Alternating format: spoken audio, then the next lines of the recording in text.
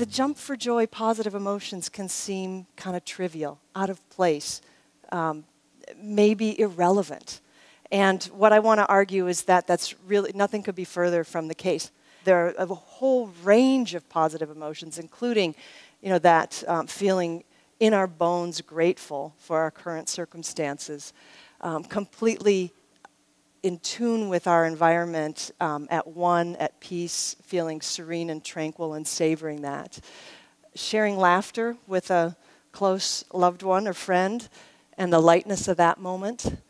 Being inspired by great leaders. These are all important positive emotions that are really quite relevant, especially when we're facing difficult times.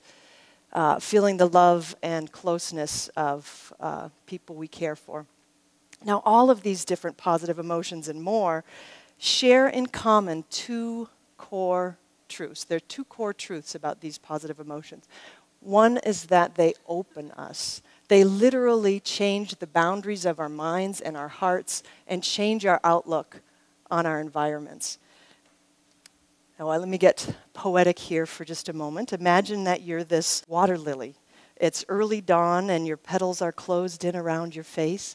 If you can see out at all from that vantage point, it's just a little spot of sunlight, okay? But as the sun rises in the sky, things begin to change, and your delicate blinders around your face begin to open, and your world quite literally expands. You can see more. Your world is larger, okay? Now, sunlight is what changes the openness of flowers like this. The openness of our minds and hearts obey the warmth of positivity, the warmth of positive emotions, changes how open our visual perspective is at a really basic level, and our ability to see our common humanity with others.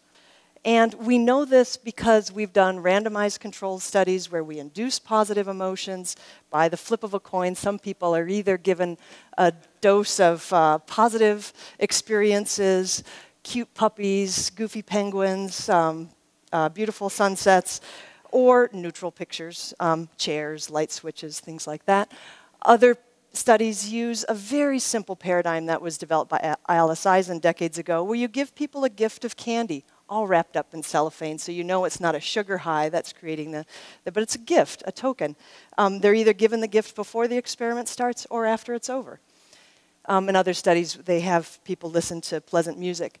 Now, in these kinds of studies, we know that it changes the way people can kind of step back and take in the big picture.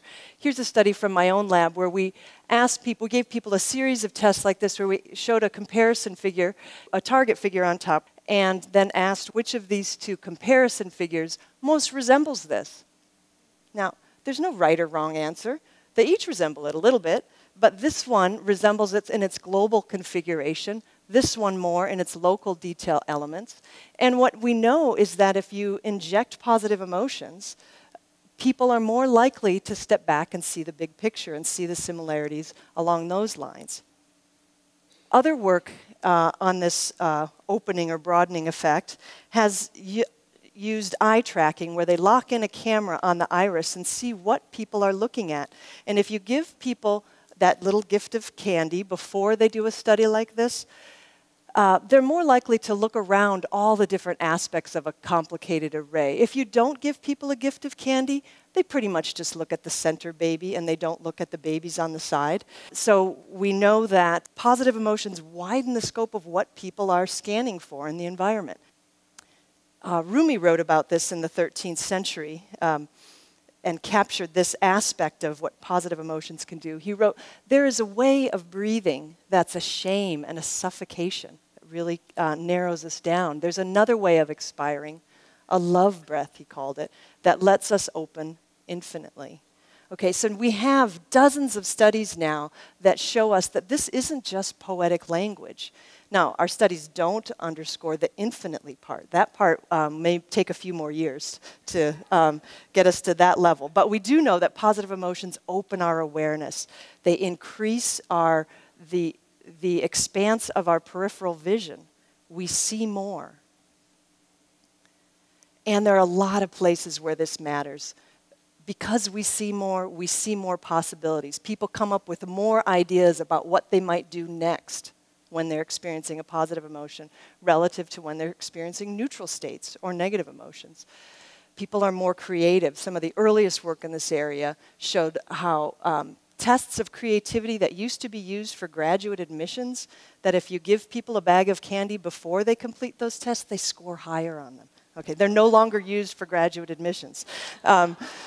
But people are more creative, and this widening of awareness has been directly linked to this greater creativity. People are more likely to be resilient. I have a whole line of research on resilience where we've shown that people are able to bounce back quicker from adversity when they're experiencing positive emotions. Some other research has shown that kids do better on a math test or in a learning context if they're just asked to sit and think of a positive memory before they take the test. So there's better academic performance.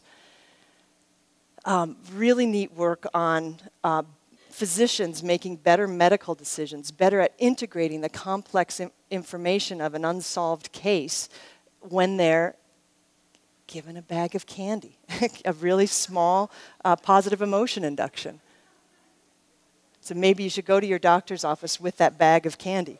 One of the studies that one of my former students, Kareem Johnson, and I did together looked at how positive emotions allow us to look past racial and cultural differences and see the unique individual and recognize individuals across racial lines, to see past difference and to see towards oneness.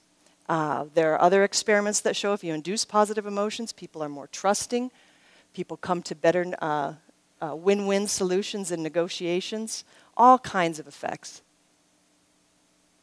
And I want to just emphasize that this isn't the same story that we've known for decades, that positive emotions help us see the world through rose-colored glasses or see the glasses half full rather than half empty. I'm not saying that these views are wrong, but it's not the whole story.